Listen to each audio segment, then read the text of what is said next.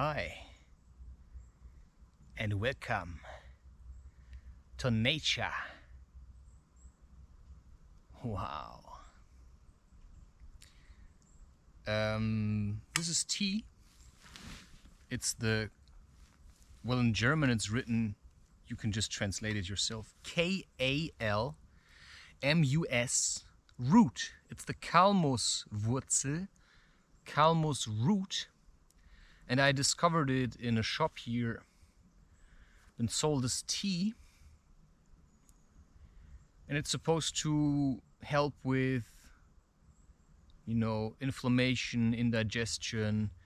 It's a bitter root. Instead of buying this, you could just go and collect dandelion roots yourself. And now I'm going to get into Peter Pan. If you do collect dandelion roots, just make sure it's not on the side of a road. Just make sure it's not somewhere in some park where every dog pees. So if you do, make sure you get good quality. Take it from your own garden if you have access to such a thing. If not, go to nature. Look for areas that are not agriculturally used. And then just make it a day trip. And then gather as many dandelion roots as you can. Take them home. I'm not entirely sure about that. The drying process, if you can just dry it however you want. Yeah.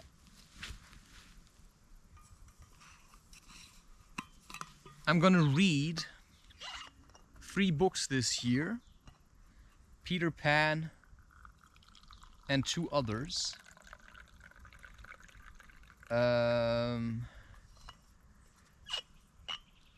Right. That's gonna be every week, one such video.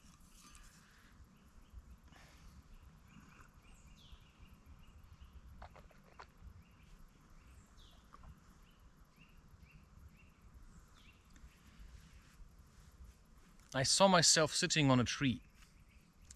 Well, I am, because the tree has roots, but I didn't climb one, maybe the next. I was running out of time. Peter Pan. I read the book once already. I remember that I liked it. I'm going to try focusing on the reading and simply comment to just highlight certain factors, because Peter Pan is basically a bit your inner child. He's also, if you want, he's like living in the moment, which I often have, which means that you start forgetting other people. And that's a bit what Peter Pan has. So remembering, staying in the moment, but also seeing where you came from, I believe those are important steps. If you want to see yourself as a shaman and knowledge has been passed on and now you're there, take responsibility. You just stepped out of the darkness, suddenly you're conscious. You may be eternal, you may be immortal, but now you have to face the reality that you see. And that's the shamanic tradition. And it takes time to also recognize other shamans around you. There are some. So carry the torch. Peter Pan. Okay, I'm gonna skip. It's a public domain book, which is why I can read this, which is why I took out I took out 2 other books. The Warrior of the Light, I took that one down because of copyright, of course. And I took down another book, The Last Unicorn, also because of copyright. Okay, contents. Skip that one. Chapter 1. Peter breaks through. I'm gonna sit like this. It's more Peter Panish. All children except one grow up. They soon know that they will grow up. And the way Wendy knew was this. One day when she was 2 years old, she was playing in the garden, and she plucked another flower and ran with it to her mother. I suppose she must have looked rather delightful, for Mrs. Darling put her hand to her heart and cried, "Oh, why can't you remain like this forever?" This was all that passed between them on the subject, but henceforth Wendy knew that she must grow up. You always know after you are 2. 2 is the beginning of the end. It's also duality. Of course, they lived at 14, and until Wendy came, her mother was the chief one. She was a lovely lady, with a romantic mind and such a sweet, mocking mouth. Her romantic mind was like the tiny boxes, one within the other, that come from the puzzling East. However many you discover, there is always one more. And her sweet, mocking mouth had one kiss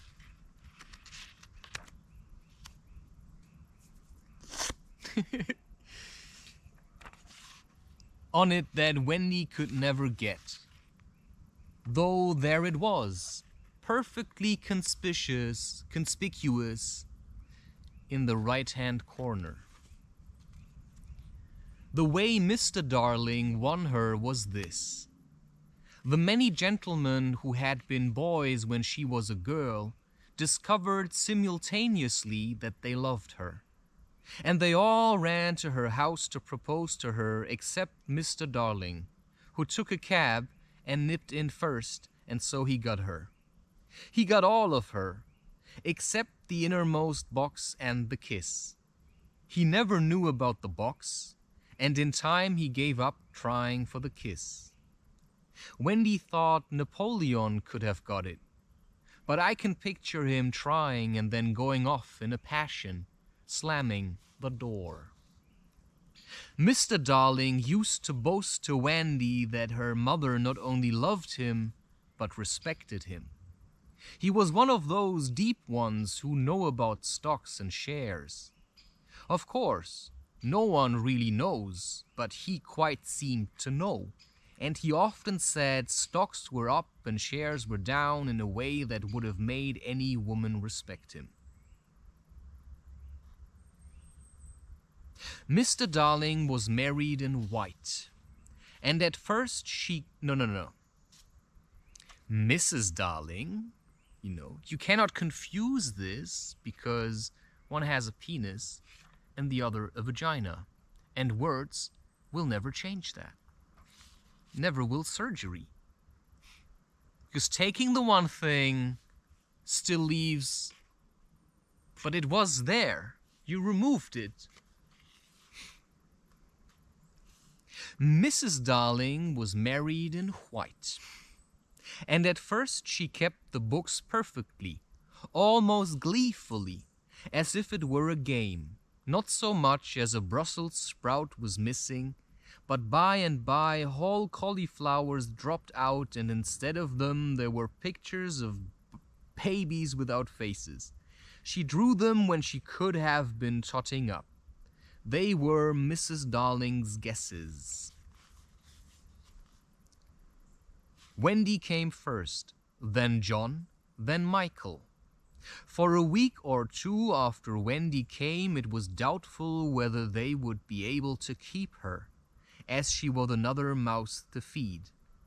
Mr. Darling was frightfully proud of her, but he was very honorable, and he sat on the edge of Mrs. Darling's bed, holding her hand and calculating expenses, while she looked at him imploringly. She wanted to risk it, come what might, but that was not his way. His way was with a pencil and a piece of paper, and if she confused him with suggestions, he had to begin at the beginning again. "Now don't interrupt," he would beg of her. "I have £1.17 here, and 2 and 6 at the office. I can cut off my coffee at the office, say 10 shillings, making 2, 9 and 6. With your 18 and 3 makes 397. With 500 in my checkbook makes 897. Who is that moving? 897. Dot and carry 7. Don't speak my own, and the pound you lent to that man who came to the door. Quiet, child. Dot and carry, child. There, you've done it. Did I say 997? Yes, I said 997. The question is, can we try it for a year on 997? Of course we can, George, she cried, but she was prejudiced in Wendy's favor, and he was really the grander character of the two. Remember Mumps, he warned her almost threateningly, and off he went again. Mumps, £1. That is what I have put down, but I dare say it will be more like 30 shillings. Don't speak. Measles, 1.5. German measles, half a guinea. Makes 2.15 6. Don't waggle your finger. Whooping cough, say 15 shillings. And so on it went, and it added up differently each time. But at last Wendy just got through, with mumps reduced to 12.6 and the 2 kinds of measles treated as one. There was the same excitement over John, and Michael had even a narrower squeak. But both were kept, and soon you might have seen the 3 of them going in a row to Miss Folsom's kindergarten school, accompanied by their nurse. Mrs. Darling loved to have everything just so, and Mr. Darling had a passion for being exactly like his neighbors. So, of course, they had a nurse. As they were poor, owing to the amount of milk the children drank, this nurse was a prim Newfoundland dog called Nana, who had belonged to no one in particular until the Darlings engaged her. She had always thought children important, however, and the Darlings had become acquainted with her in Kensington Gardens, where she spent most of her spare time, peeping into perambulators, and was much hated by careless nursemaids, whom she followed to their homes and complained of to their mistresses. She proved to be quite a treasure of a nurse. How thorough she was at bath time, and up at any moment of the night if one of her charges made the slightest cry. Of course, her kennel was in the nursery. She had a genius for knowing when a cough is a thing to have no patience with, and when it needs stocking around your throat. She believed to her last day in old-fashioned remedies like rhubarb leaf, and made sounds of contempt over all this new-fangled talk about germs and so on. It was a lesson in propriety to see her escorting the children to school, walking sedately by their side when they were well behaved, and butting them back into line if they strayed.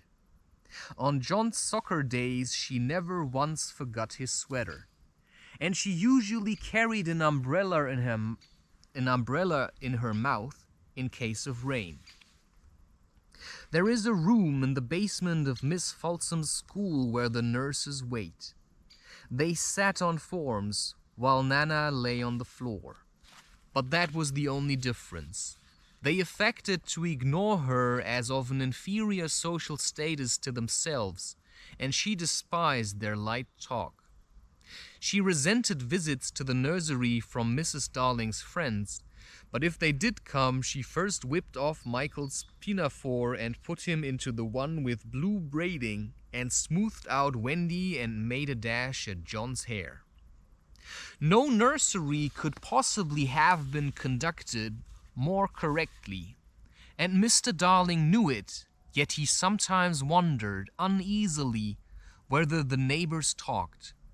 He had his position in the city to consider. Nana also troubled him in another way.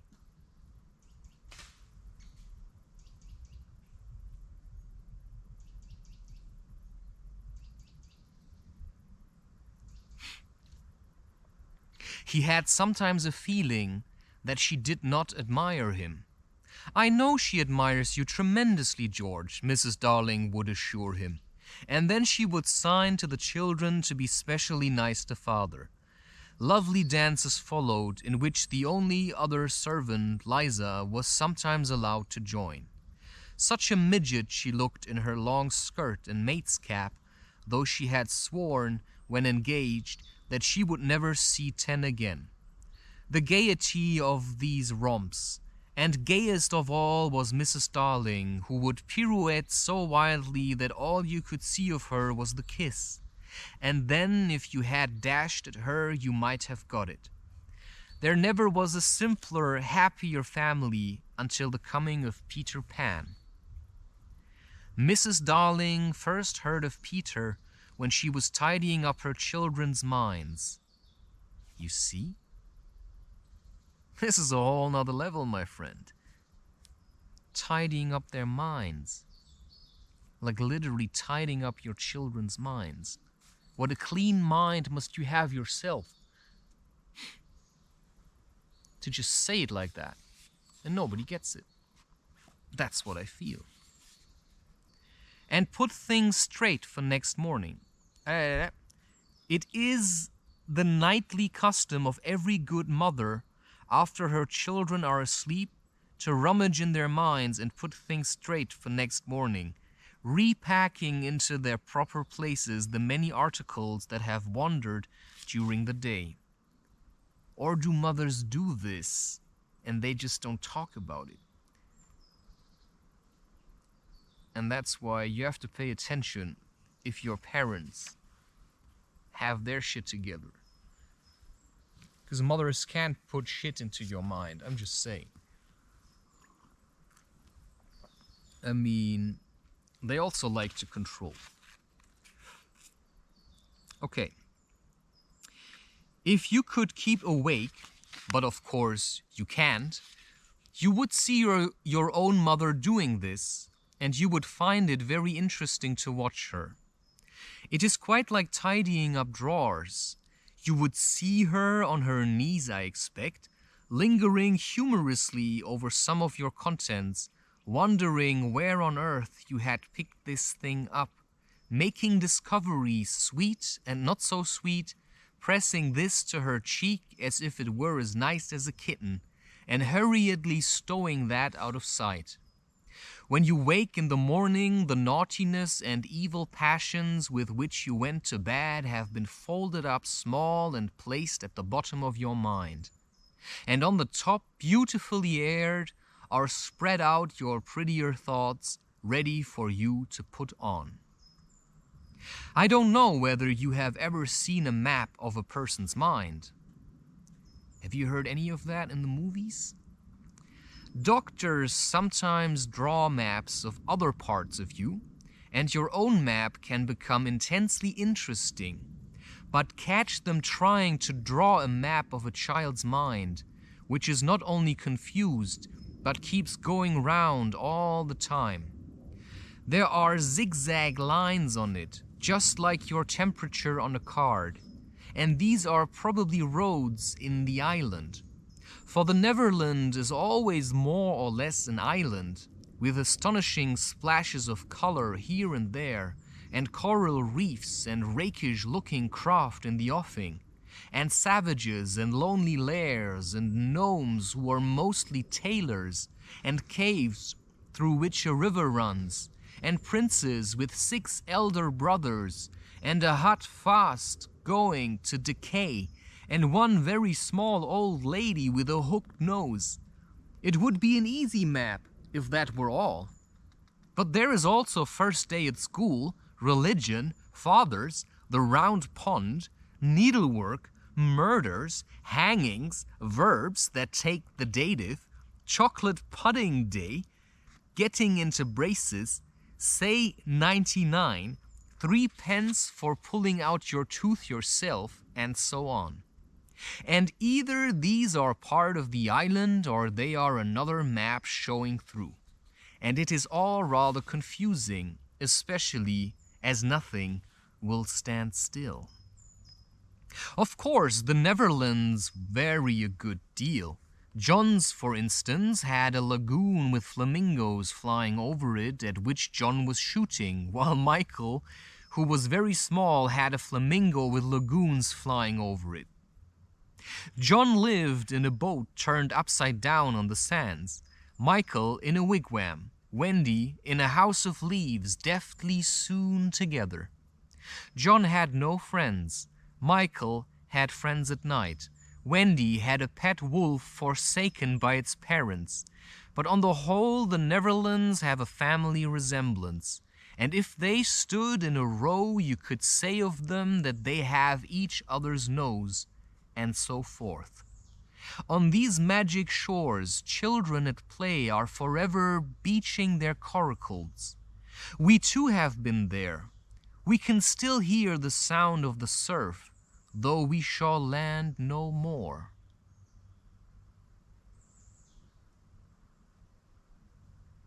For perhaps you have turned the dream of the Neverland into what you are living.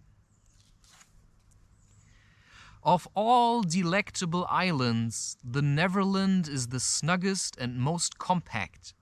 Not large and sprawly, you know, with tedious distance between one adventure and another, but nicely crammed.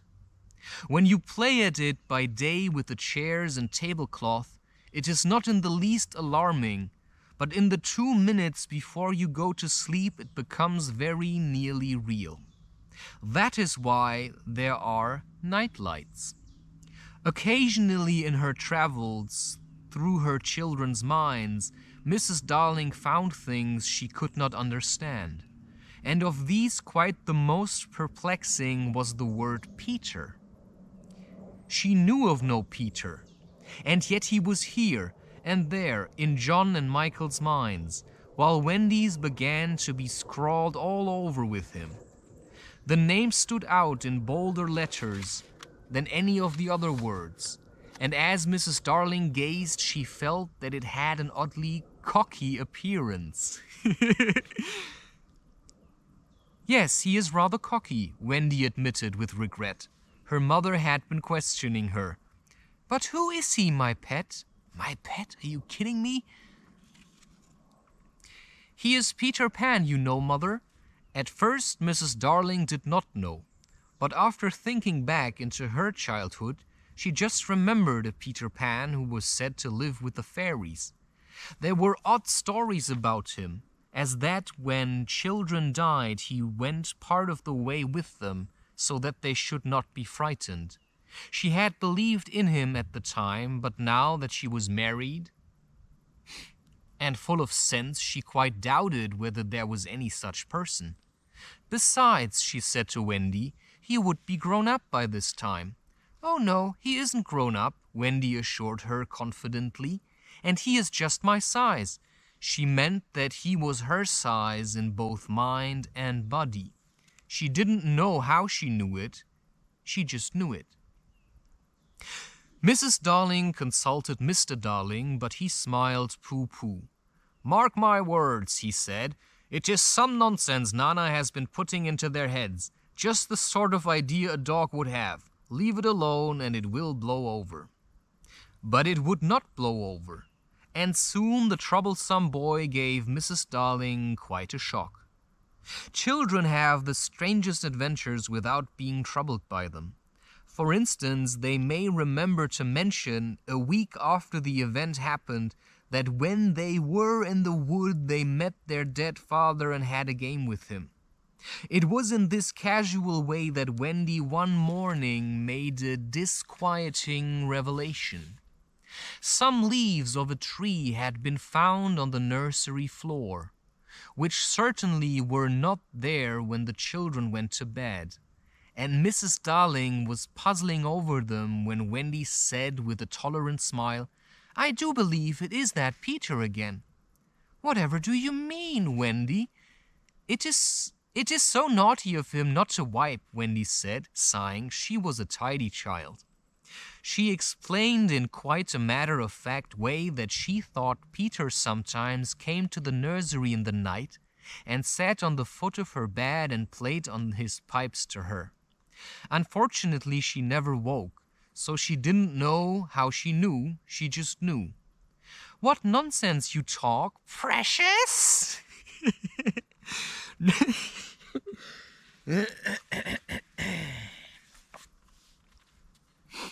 Yeah.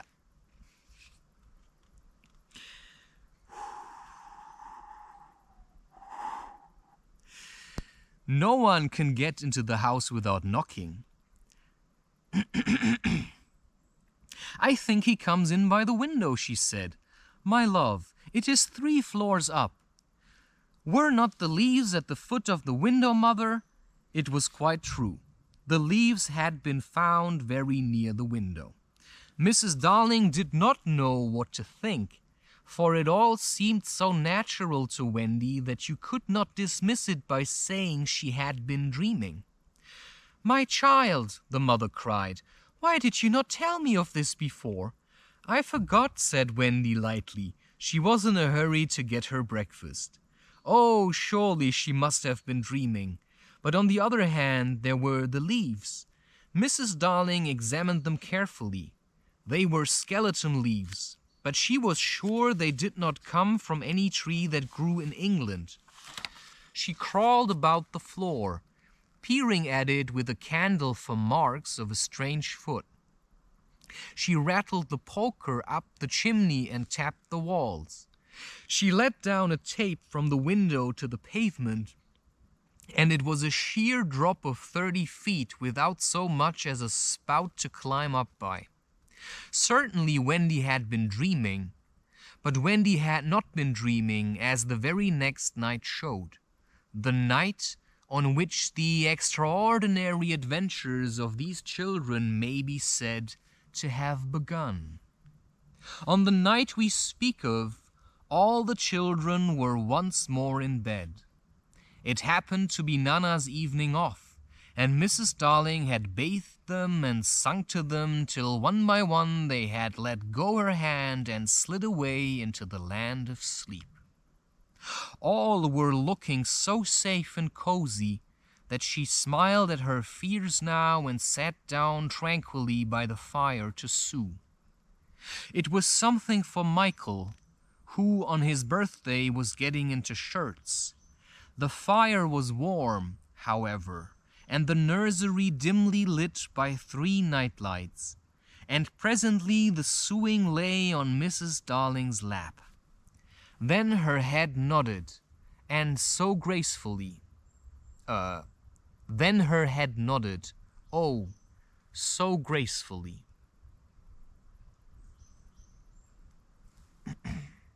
She was asleep. Look at the 4 of them, Wendy and Michael over there, John here, and Mrs. Darling by the fire. There should have been a 4th nightlight. While she slept, she had a dream. She dreamt that the Neverland had come too near, and that a strange boy had broken through from it. He did not alarm her, for she thought she had seen him before in the faces of many women who have no children.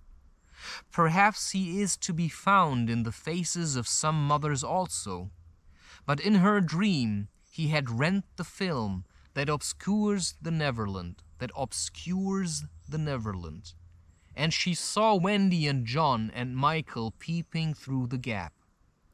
The dream by itself would have been a trifle, but while she was dreaming, the window of the nursery blew open, and a boy did prop on the floor. He was accompanied by a strange light, no bigger than your fist, which darted about the room like a living thing. And I think it must have been this light that wakened Mrs. Darling. She started up with a cry and saw the boy, and somehow she knew at once that he was Peter Pan. If you or I or Wendy had been there, we should have seen that he was very like Mrs. Darling's kiss. He was a lovely boy, clad in skeleton leaves and the juices that ooze out of trees. But the most entrancing thing about him was that he had all his first teeth. When he saw she was a grown-up, he gnashed the little pearls at her.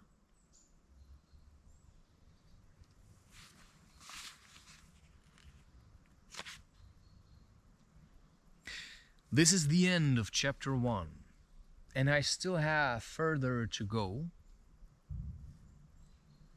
Well, this is technically also about dreams, why it could be important for you to have a dream catcher at home. We'll be making one, I'll be making one, you can join me. I'll show you how I did it, and then you can simply do it your own way. Probably it's gonna be in the Mad Hatter talks, because otherwise I have no space for it this year.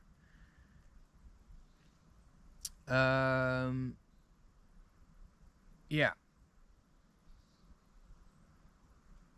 So dreams.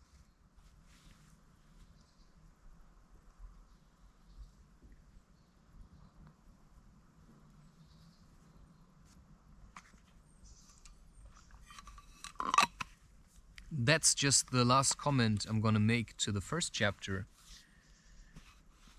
And then in relation to dream catchers, that I do believe we are beings of mind, or that partly we exist in our minds. It's just to bring it together and to keep the focus that you can create the life that you envisioned. But other people can come into your mind and create different stories, like you as a failure, you as unhappy, you as I don't know what. Now you have to focus on yourself and what you want and keep other people's dreams out like this. And for that you go hiking barefoot, you start holding planks, and you strengthen your mind until nobody can wiggle into it. And if they do, then you've created a maze of experiences, the amazing maze. And in that maze you can confront and corner any intruders.